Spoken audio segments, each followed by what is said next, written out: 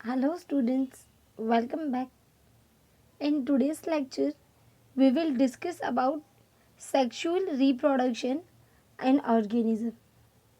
So first, what is sexual reproduction? The sexual reproduction is process of formation of zygote by the fusion of male and female gametes. तो यहाँ पे जो mail और female gametes जो है, for example अगर हम human की बात करें तो ह्यूमन में फीमेल गैमेट जो है उसे हम नॉर्मली एग या फिर ओवम भी बोलते हैं, और जो मेल गैमेट है उसे हम बोलते हैं स्पर्म। तो ये दोनों गैमेट्स जो है वो या तो एक ही पेरेंट से प्रोड्यूस हो सकते हैं या फिर दो डिफरेंट पेरेंट्स में भी प्रोड्यूस हो सकते हैं। जैसे कि कोई बाइसेक्सुअल ऑर्गेनिज्म है, फॉर एग्जांपल अर्थवॉर्म, तो उसमें ये जो मेल और फीमेल गैमेट हैं वो दोनों एक ही ऑर्गेनिज्म में प्रोड्यूस हो सकते हैं। या फिर ह्यूमन जैसे जो मोनोसेक्सुअल ऑर्गेनिज्म है उनमें जो एग या फिर फीमेल गैमेट जो है वो फीमेल ऑर्गेनिज्म, और जो स्पर्म या फिर मेल गैमेट है वो मेल ऑर्गेनिज्म में प्रोड्यूस होता है। अब यहाँ पे ये जो एग सेल प्रोड्यूस हुआ है, ये एग सेल और जो स्पर्म्स है यानी कि ये फीमेल गैमेट और मेल गैमेट दोनों इस तरह से फ्यूज़ होंगे, और इन दोनों की फ्यूज़न से जो स्ट्रक्चर बनेगा उसे हम बोलते हैं जाइगोट। और इसी जाइगोट में से जो है वो आगे जाके एम्ब्रियो डेवलप होता है, और उस एम्ब्रियो में से न्यू ऑर्गेनिज्म जो हैं वो फॉर्म होते हैं। तो इस तरह से ये जो सेक्सुअल रिप्रोडक्शन है उसकी मेन रिक्वायरमेंट है gamete, because without fusion of gamete sexual reproduction जो है वो कभी भी नहीं हो सकता। तो यहाँ पे ये जो गैमेट्स हैं मेल और फीमेल गैमेट वो दो डिफरेंट इंडिविजुअल में प्रोड्यूस होते हैं या फिर एक ही इंडिविजुअल में, और ये दोनों जो हैं वो फ्यूज़ होके जो स्ट्रक्चर बनाते हैं उसे हम बोलते हैं जाइगोट। सो हम इस तरह से बोल सकते हैं जो हर एक मल्टी सेलुलर ऑर्गेनिज्म है उसका डेवलपमेंट जो है वो ऐसे ही एक सिंगल सेल यानी कि जाइगोट में से ही हुआ है। तो इस तरह से the all sexually reproducing organisms are generated from single cell called zygote. तो यहाँ पे अब हम हर एक ऑर्गेनिज्म की बात करें, प्लांट्स की, फंगस या फिर ह्यूमंस की, एनिमल्स की, तो ये सारे ऑर्गेनिज्म जो हैं वो उनकी मॉर्फोलॉजी, इंटरनल स्ट्रक्चर, उनकी फिजियोलॉजी वो एक दूसरे से बहुत ही डिफरेंट है।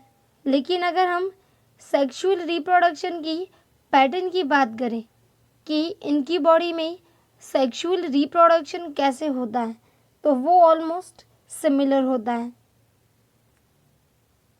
अब यहाँ पे हमने जो बात की कि यहाँ पे फीमेल और मेल गैमेट जो हैं वो फ्यूज़ होते हैं, तो इन दोनों के जो क्रोमोसोम्स हैं, फॉर एग्जांपल ह्यूमन की हम बात कर रहे हैं तो ह्यूमन के जो एग सेल है उसमें भी 23 क्रोमोसोम होंगे, और जो स्पर्म है उसमें भी 23 क्रोमोसोम होंगे।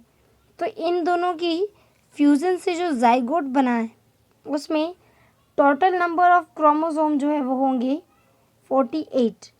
तो इस तरह से क्या होगा, ये दोनों जो पेरेंट हैं उनकी जो कैरेक्टरिस्टिक है वो नए ऑर्गेनिज्म में आएंगे। तो इस तरह से जो सेक्सुअल रिप्रोडक्शन के थ्रू जो ऑफस्प्रिंग जनरेट होती है वो उनके पेरेंट जैसी नहीं होती, वो एक दूसरे से डिफरेंट होती है और उनके पेरेंट्स से भी डिफरेंट होती है।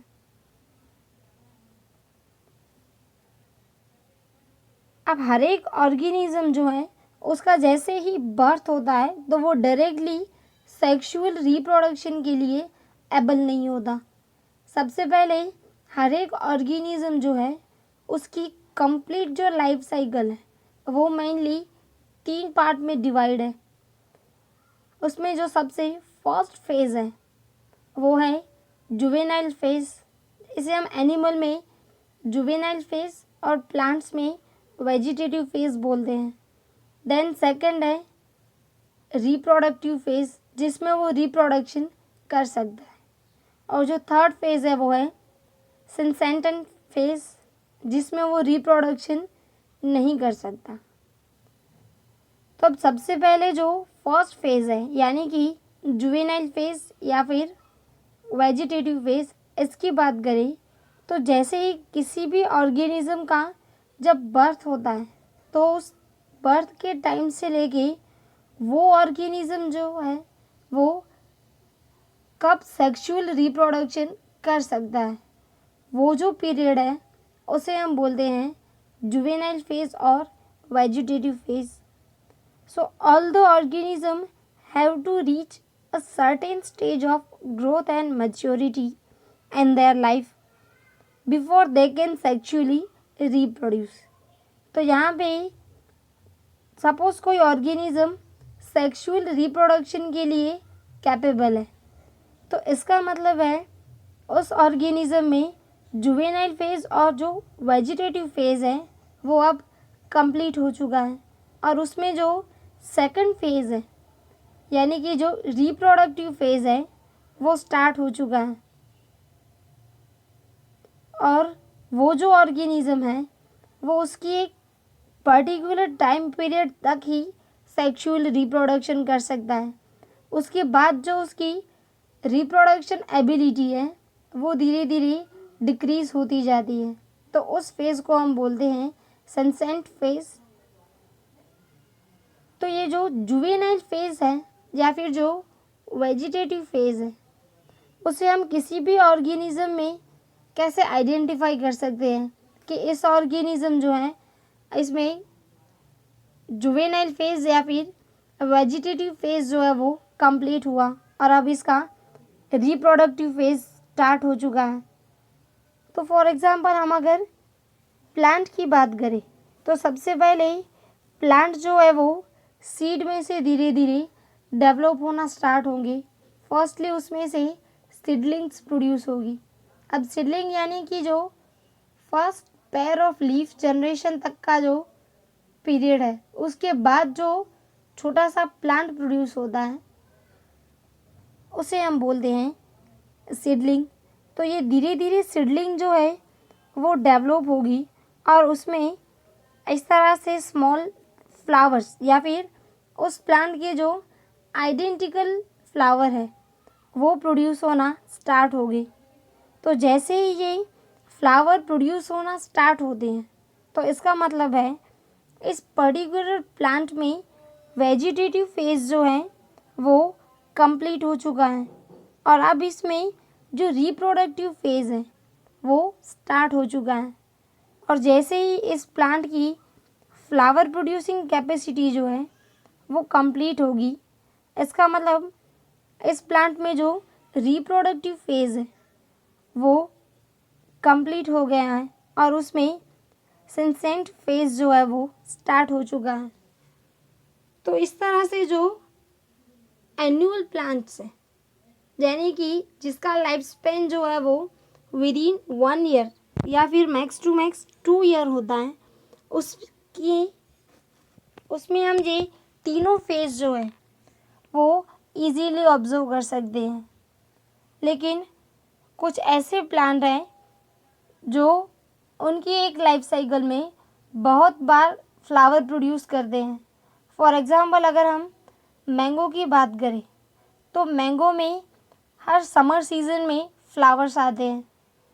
तो फर्स्ट समर जो है जिसमें उसमें फर्स्ट फ्लावर आए थे वहाँ से हम बोल सकते हैं कि इसका वेजिटेटिव फेज़ जो है वो कंप्लीट हो चुका है और रिप्रोडक्टिव फेज़ जो है वो स्टार्ट है। Then again second summer season में भी वो फ्लावर प्रोड्यूस करता है, तो अब हम वो जो सेकंड टाइम फ्लावर प्रोड्यूस कर रहा है, तब हम नहीं बोल सकते कि उसका रिप्रोडक्टिव फेज स्टार्ट हो चुका है, क्योंकि उसका रिप्रोडक्टिव फेज पहले समर से ही ऑलरेडी स्टार्टेड है। तो इस तरह से जो प्लांट है जिसमें हर एक सीज़न में फ्लावर प्रोड्यूस होते हैं, तो ऐसे प्लांट में जो फ्लावर प्रोड्यूस करने का टाइम पीरियड है उसे हम मेनली इंटर फ्लावरिंग पीरियड बोलते हैं। यानी कि फ्लावर प्रोड्यूस हो उसके बीच का जो टाइम लिमिट है उसे हम बोलेंगे इंटर फ्लावरिंग पीरियड।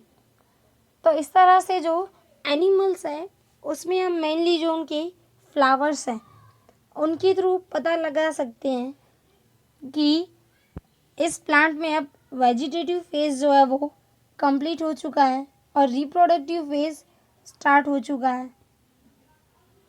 अब एनिमल्स की अगर हम बात करें, उससे पहले हम कुछ प्लांट्स की बात कर लेते हैं। ये कुछ प्लांट्स हैं जिसमें सीजनल फ्लावरिंग होती है, जैसे कि ये क्राइसैंथेमम और रोजेस जो हैं उसकी मेनली समर की सीज़न होती है। इसके अलावा जो मैरीगोल्ड है, लिलीज है, तो ये मेनली फ्लावर जो है वो सिर्फ समर में ही प्रोड्यूस होते हैं। इस तरह से और भी बहुत सारे प्लांट है जो सिर्फ विंटर में या फिर मॉनसून में ही प्रोड्यूस होते हैं।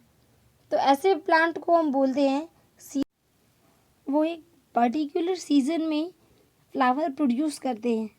इसकी वजह से उनके जो फ्रूट्स हैं वो फ्रूट भी एक पर्टिकुलर सीज़न में ही अवेलेबल होते हैं। तो आपने ऐसे बहुत सारे फ्रूट्स के नाम सुने होंगे जो सिर्फ समर में होते हैं, फॉर एग्ज़ाम्पल मैंगो और वाटरमेलन। इस तरह से कुछ ऐसे फ्रूट्स हैं जो पूरे ईयर तक अवेलेबल होते हैं। अब हम कुछ रेयर फ्लावरिंग की बात करें तो उसमें एक है बैम्बू। तो नॉर्मली बैम्बू जो है वो उसकी पूरी लाइफ साइकिल में सिर्फ एक ही बार फ्लावरिंग कर सकता है और ये जनरली आफ्टर 50 to 100 ईयर्स जो है वो फ्लावर प्रोड्यूस करता है। और ये जो फ्लावर्स प्रोड्यूस होते हैं उनके नंबर बहुत ही ज़्यादा होते हैं और इनमें से जैसे ही धीरे धीरे फ्रूट्स डेवलप होना स्टार्ट होते हैं, तो जैसे ही फ्रूट डेवलपमेंट कंप्लीट हो जाता है उसके बाद जो पेरेंट प्लांट है उसकी डेथ हो जाती है। तो इस तरह से ऐसे प्लांट जो हैं उनकी मेनली फ्लावरिंग की टाइम की बात करें तो वो 50 to 100 ईयर के बीच में होती है और वो अपनी पूरे लाइफ टाइम में सिर्फ एक ही बार फ्लावरिंग कर सकते हैं। देन सेकंड एक्सेप्शन इज स्ट्रोबिलेंथस कैंटिनिया और नीलकुरंजी। तो ये प्लांट जो है वो आफ्टर 12 ईयर्स जो है वो फ्लावरिंग करता है, यानी कि हर 12 साल के बाद ये फ्लावर प्रोड्यूस करते हैं और मेनली ये फ्लावर जो है वो केरला, कर्नाटका और तमिलनाडु के जो हिली एरियाज हैं वहाँ पे मेनली देखने को मिलते हैं। तो यहाँ पे ये जो आपको नीचे पिक दिया हुआ है वो है नीलकुरंजी का, जो हर 12 साल के बाद फ्लावर प्रोड्यूस करते हैं। Now we are talking about animals. तो एनिमल्स जो हैं उसमें हम मेनली कैसे आइडेंटिफाई कर सकते हैं कि इनमें जुवेनाइल फेज जो है वो कंप्लीट हो चुका है और रिप्रोडक्टिव फेज जो है वो स्टार्ट हो चुका है। तो ह्यूमंस की अगर हम बात करें तो ह्यूमन जो है उसमें मेनली जो टीनेज होती है उसमें बहुत सारे मॉर्फोलॉजिकल चेंजेस आते हैं।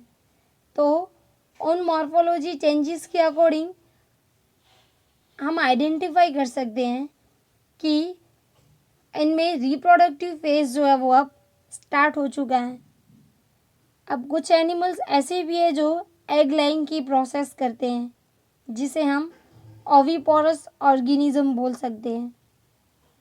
तो यहाँ पे बर्ड्स जो है वो मेनली एक पर्टिकुलर सीजन में एग लेइंग करते हैं, यानी कि उनकी एग लेइंग की प्रोसेस की एक पर्टिकुलर सीजन होती है। लेकिन अगर हम पोल्ट्री फार्म के ऑर्गेनिज्म की बात करें तो उनकी जो एग लेइंग की प्रोसेस है वो through out the year continuous होती है। तो अब यहाँ पे ये जो पोल्ट्री फार्म में जो एग ले होते हैं वो मेनली कमर्शियल एक्सप्लॉयटेशन के लिए होते हैं। और यहाँ पे ये जो पोल्ट्री फार्म में जो बर्ड्स है वो उनकी ऑफस्प्रिंग प्रोड्यूस करने के लिए कंटिन्यूसली एग जो है वो प्रोड्यूस करते रहते हैं, और ह्यूमन जो है वो उन एग को वहाँ से सेपरेट कर देते हैं। और इसकी वजह से ये बर्ड्स जो हैं उनमें रिप्रोडक्शन या फिर फर्टिलाइजेशन जो है वो नहीं हो पाता। तो इसकी वजह से जो पोल्ट्री फार्म के ऑर्गेनिज्म है, पर्टिकुलर बर्ड्स, वो कंटिन्यूसली एग प्रोड्यूस करते रहते हैं। उसके अलावा जो बाकी के एनिमल्स हैं उसमें मेनली 2 साइकिल्स ऑब्जर्व होती हैं। एक है ओएस्ट्रस साइकिल और सेकंड है मेंस्ट्रुअल साइकिल। सो पहले हम बात करते हैं ओएस्ट्रस साइकिल। अब एनिमल्स जो है मेनली जो जिनमें ओएस्ट्रस साइकिल जो है वो ऑब्जर्व होती है वो है mainly cows, sheep, rat, dears etcetera. अब यहाँ पे क्या होता है, हर एक मैमल ऑर्गेनिज्म जो है उनमें जो फीमेल ऑर्गेनिज्म है तो उसकी फीमेल रिप्रोडक्टिव पार्ट जो है वो है मेनली ओवरी, जिसमें से एग प्रोड्यूस होता है।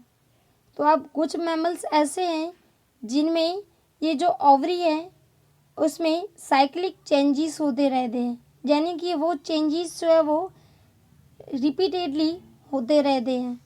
तो अगर cyclic changes in female ovary occurs during only a reproduction is known as oestrus cycle, यानी कि कोई एक पर्टिकुलर जो उनकी रिप्रोडक्शनल सीजन है उस सीजन में ही ऐसे ऑर्गेनिज्म के जो फीमेल ऑर्गेनिज्म है उसमें मेनली यही साइक्लिक चेंजेस एक पर्टिकुलर सीजन में ही होते हैं। तो एक ऐसी साइकिल जो है जो सीजन टू सीजन चलती रहती है उसे हम बोलते हैं ओएस्ट्रस साइकिल। और ऐसे ऑर्गेनिज्म जिनमें ओएस्ट्रस साइकिल कंटिन्यूस होती है उसे हम बोलते हैं ब्रीडर्स। तो अब यहाँ पे इनकी जो ब्रीडिंग की प्रोसेस होती है वो एक पर्टिकुलर सीजन में ही होती है। तो ऐसे जो ब्रीडर्स हैं उसे हम मेनली बोलते हैं seasonal breeders. Second is menstrual cycle. तो यहाँ पे ऐसे मैमल्स जिसकी फीमेल ऑर्गेनिज्म जो हैं उनकी जो ओवरी हैं उसके जो साइक्लिक चेंजेस हैं वो एवरी मंथ होते हैं। तो ये जो एवरी मंथ ओवरी में साइक्लिक चेंजेस होते हैं उसे हम बोलते हैं menstrual cycle. And mainly it is found in monkeys, apps, humans etcetera.